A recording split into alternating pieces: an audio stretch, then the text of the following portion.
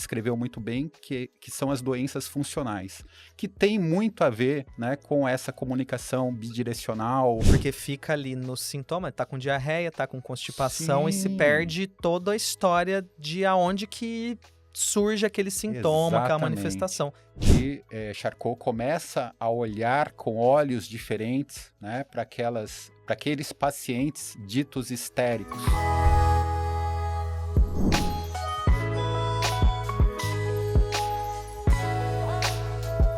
Sistema nervoso autônomo, né? Boa. É o sistema nervoso que funciona e ele funciona meio que no automático, digamos Boa. assim. Então a gente não consegue ter esse controle do sistema nervoso autônomo. Ele é autônomo, ele tá lá trabalhando enquanto não tá nem percebendo. Boa. E ele é o que coordena, né? Coração, taxa, frequência respiratória, se o meu intestino tá funcionando a mais, tá funcionando a menos.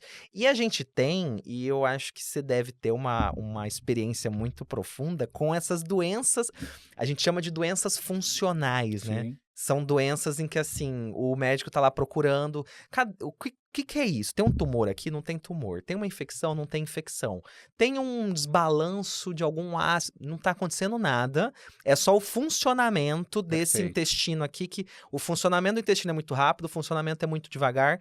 Certo, temos aqui uma doença funcional. E aí você tem a síndrome do intestino irritável, você tem algumas situações que acabam entrando nesse conceito, né? Perfeito. Como que é isso, assim? O que você acha desse termo, doença funcional? Isso foi, inclusive, o que me levou, né, enquanto uma formação cartesiana, né, como cirurgião, e dentro da cirurgia eu me especializei na área de gastroenterologia, né, que seria o estudo do aparelho digestivo, né? E dentro dessa tônica, a gente se depara com esses problemas de saúde, vamos colocar assim, onde a gente não acha um substrato orgânico para isso, que cai nessa nomenclatura que você descreveu muito bem, que são as doenças funcionais, que tem muito a ver, né, com essa comunicação bidirecional, ou esse uníssono, né, que a gente está colocando aí, onde envolve o fator mente, né?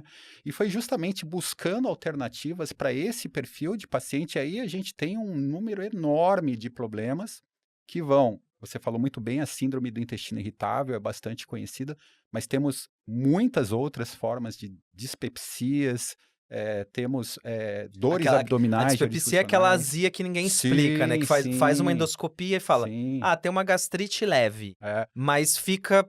Esses sintomas, eles vão desde do tubo digestivo superior, né? Uma entidade nosológica bem conhecida, o famoso globus, né? Aquela sensação de uma bola, né? Um nó na garganta que não tem nada. Né? No passado chamado globus histéricos. Aham. Né? O nome já diz tudo, né? Essa associação que se tinha com as histerias, né? É como se fosse uma coisa que você tá inventando. Exato, Você aí tá que inventando, é o grande ponto, você tá né? criando, é um piti que você tá fazendo pra chamar Exatamente. atenção. O que é né? muito... Ou o paciente... ainda hoje, não posso dizer nem que isso é parte do passado, né? Muitas vezes ele sai com aquela sensação de que ele não tem nada, né? Que aquilo que ele tem, ou ele está simulando, ou ele está inventando, que aquilo é uma criação da mente. Mas existe, ele sofre, ele sente a dor. Isso deve ser considerado. Então, essa é a visão que a gente chama de distúrbio funcional. Tá? Dentro da área do aparelho digestivo, há todo um movimento, até por causa do peso que isso carrega, né, de pacientes e médicos, né, acharem que é algo criado, né, de mudar até a nomenclatura, e a gente começar a chamar isso de transtornos da interação intestino-cérebro, entendendo aquela ideia que o intestino é o segundo cérebro, devido à grande quantidade de neurônios e de neurotransmissores que existem a nível do tubo digestivo, né? Então é como se fosse uma comunicação que tem algum tipo de falha entre o cérebro e o intestino. E a gente tem hoje em dia estudado quais são os moduladores de um lado e do outro, e a gente cai na parte hormonal, nos neurotransmissores. Outro ponto que a gente estuda muito nisso é a microbiota, né? O microbioma intestinal participa. As bactérias que vivem dentro do Temos intestino. bilhões de seres microscópicos que habitam o nosso intestino em uma simbiose, e às vezes uma desregulação nisso pode gerar também falhas nessa comunicação, entre aspas, bidirecional. E daí vir toda uma sintomatologia que deve ser entendida e deve ser tratada. E a Chama única maneira, Manuel, de tratar isso adequadamente, eu bato isso com os alunos, dou aula até hoje, né? É olhar o paciente como um todo. Uhum. Entender a sua história de vida, Manuel. É isso que a gente tem que resgatar, inclusive na medicina, na anamnese, né? Como você vai tratar um paciente depois de conversar com ele 10 minutos? É. Você precisa entender a A vida da pessoa. porque fica ali no sintoma, tá com diarreia, tá com constipação e se Sim, perde toda a história de aonde que surge aquele sintoma, aquela exatamente. manifestação.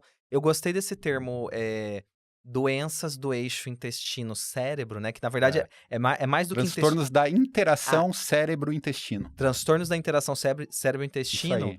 porque eu gosto, porque ela traz pra gente uma humildade de perceber que é um problema real, É, que a gente não entende, mas ele existe. perfeito. Porque esse termo horroroso que às vezes a pessoa sofre dela ir lá fazer um exame, fazer outro, tal, e ela faz, você não tem nada. É isso que Pois é, ela ouve. isso Você não é tem nada. Se eu não tenho destrutivo, né, nada, Manuel? cara, se eu não tenho nada, eu fico em casa. Quem não tem nada, assiste televisão, fica em casa. Se você tá indo num médico sentindo uma dor, Há reclama, um sofrimento. há um sofrimento, existe algo. O nada, a gente acaba usando como sinônimo daquilo que eu não entendo, daquilo que não aparece em exame. Então, o nada não deve existir. Nada não existe, por Perfeito, definição, né? Ele é perfeito. algo que eu não E entendo. esse é o olhar, né? E tudo isso, pessoal, linka muito com o que a gente está falando aqui, né? Que é olhar além do sintoma, né? A gente fazer um tratamento que envolva realmente o sofrimento humano, né? Que é Uhum. algo que vai muito além do sintoma. E que para a gente acessar, realmente a gente tem que ter uma interação. Voltamos para a conexão, né? O ponto Tem que ter uma outra novamente com o pessoa pra indivíduo. você conversar. E É, aí, e nessa parte do funcional, até para dar mais exemplos, assim, para as pessoas captarem até onde que vai isso, né? Porque tem toda essa parte gastrointestinal, mas também tem os transtornos, os diagnósticos funcionais neurológicos, né? Então você tem as pseudocrises bem, convulsivas. boa, bem lembrado, Parece que é uma crise com a pessoa debate no chão, você bem fala, meu lembrado. Deus, vamos ajudar aqui. E está acontecendo, você está vendo, aquilo é real, Sim, mas não é fruto de uma epilepsia. sim. Não foi uma epilepsia causada ali no cérebro, foi com outro mecanismo. E tem pessoa que para de andar, tem pessoa que para Sim. de enxergar, você tem a perda de uma função neurológica, É, parece um derrame, um AVC escrito crises ali, né? dissociativas das mais diversas. A gente teve um grande avanço na medicina, né, que vem da Europa no século retrasado, né, e talvez um dos grandes nomes dentro desse processo, Manuel, foi o Dr. Charcot, em Paris, no Petit-Salpêtrière, do Hospital da Salpêtrière, né, onde Charcot começa a olhar com olhos diferentes, né, para aqueles pacientes ditos histéricos, né? A histeria sendo entendida à sua época como um transtorno ou um problema, às vezes, de ordem até religiosa, Uhum. ou Uma pior possessão ainda, né? demoníaca, uma Exato. coisa Ou assim, né? pejorativamente como algo de mulher, né? Pensando aí na era vitoriana, né? Aquelas sociedades reprimidas, machistas, né? A histeria vem de uma origem do útero, né? O É, histeros boa, é o útero, né? perfeito, A perfeito, histerectomia é retirar o perfeito, útero. Então, a perfeito. histeria vem desse conceito da Isso. mulher, do Perfeito, feminino, do útero perfeito, dela, né? né? E Charcot, na sua sensibilidade, né, de médico e de professor, consegue ver o sofrimento dessas pessoas e entender que elas também precisavam de um tratamento, né? E Charcot foi um dos grandes precursores da hipnose médica, basicamente, ou mais especificamente, Charcot usava da hipnose como um meio de reproduzir sintomas histéricos, né? Então, em suas sessões, onde inclusive um dos seus alunos foi Sigmund Freud, Babinski, enfim, uma legião de profissionais que iam até a França estudar com o professor Charcot, ele trazia aqueles pacientes e, através da hipnose, conseguia reproduzir, migrar sintomas histéricos e até mesmo suprimir, eventualmente, com o uso da hipnose. Uhum. Pois é, ele foi um dos primeiros ali nessa última levada de médico, né? No mundo moderno, né? Que começou É, a basicamente, desbravar esse mundo com acreditando e isso, e o que valorizando, né? mudou, Não né? diminuindo, Talvez né? aí as raízes da psiquiatria, Aham. né, Manuel, que entrava aquela coisa do alienado, né, o alienista, né, Uhum. e começa a olhar o sofrimento. né? E existem pessoas que e vem todo um processo, né, que amadurece com as teorias do próprio Freud, etc, né, e que dão a tônica para aquilo que a gente entende modernamente como os transtornos psiquiátricos. É. A gente pode até ir pro nosso patrocinador, a gente pode até colocar aqui, porque conversa direto, eu não sei se você já conhece, Bicuda, eu vou te mostrar. A Cuidare é um... Uau! A Cuidare é um aplicativo, é um sistema em que o paciente consegue, a pessoa consegue, eu consigo, eu tenho o meu, eu cuido das minhas coisas, a gente consegue guardar nossas informações de saúde. Então, cada pessoa consegue guardar a sua Que informação, legal! você consegue guardar, tipo, eu que vou na nutricionista, eu tenho meu plano nutricional lá, aí você toma algum remédio, você foi em algum médico, você registra o Fundamental. que aconteceu, fica numa linha do tempo, e aí quando você vai num outro médico, você mostra um QR Code pra ele, ele pega o seu histórico ali na hora com os Poxa vida! exames. Então, aquela coisa de carregar exame, carregar ressonância magnética, carregar tomografia, a Cuidare facilita demais, sabe? Ela centraliza tudo. E ainda tem a parte para os profissionais que a gente consegue trocar ideia sobre um caso.